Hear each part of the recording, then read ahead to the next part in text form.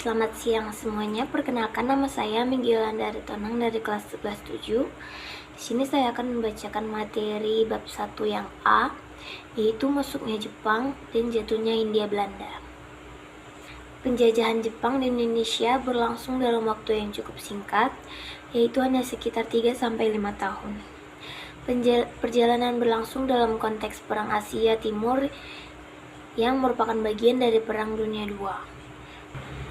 Tindakan Jepang sejak tahun 1942 sampai 1945 di Indonesia disebut sebagai penjajahan karena sifatnya yang eksploitatif, menguras kekayaan alam dan sumber daya manusia di Indonesia untuk mengejar ambisinya menguasai wilayah Asia Timur Raya, termasuk Asia Tenggara.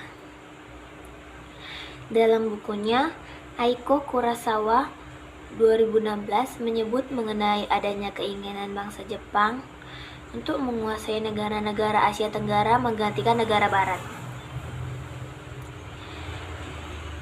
Yang pertama, ekspansi Jepang dan Perang Asia Timur Raya. Sejak restorasi Meiji pada abad ke-19, Jepang mengalami kemajuan yang pesat. Jepang juga memperluas wilayah kekuasaannya hingga ke Taiwan, Tiongkok, dan Korea. Sejarah mencatat reaksi yang beragam. Barat yang memiliki kepentingan kolonial tentu saja tidak senang dengan langkah Jepang yang memperluas kekuasaannya. Sehingga sejak tahun 1930-an, pemerintah Hindia Belanda sudah mengawasi dengan ketat aktivitas orang Jepang di wilayahnya. Yang kedua, Perang Dunia II dan jatuhnya Hindia Belanda. Perang Dunia II mulai meletus pada September 1939.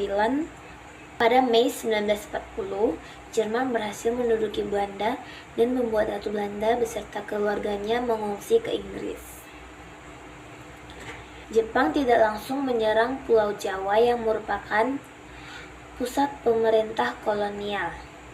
Serangan pertama justru diarahkan ke Kalimantan. Tarakan diserang Jepang karena wilayah ini kaya akan minyak bumi. Setelah menguasai ladang-ladang minyak di Kalimantan, Jepang melanjutkan ekspansinya ke wilayah Indonesia bagian timur seperti Ambon, Morotai, Manado, dan Kendiri.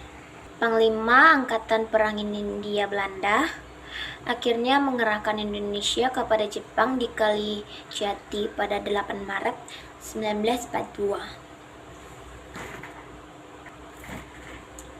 Sekian dari saya. Terima kasih.